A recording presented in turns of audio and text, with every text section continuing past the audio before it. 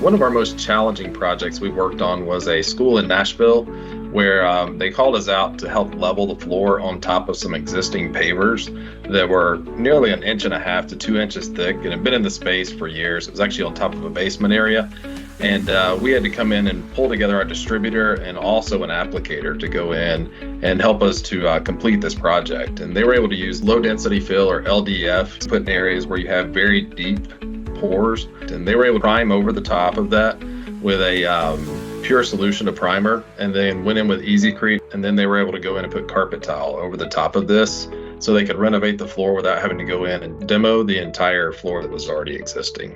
What makes low density fill unique in the marketplace is that it solves a problem for our customers where they may have very deep pores or they have weight restrictions in a building. And with this product, you can go in and pour LDF without adding all the weight that you would with a typical product that you're going to level at those excessive depths.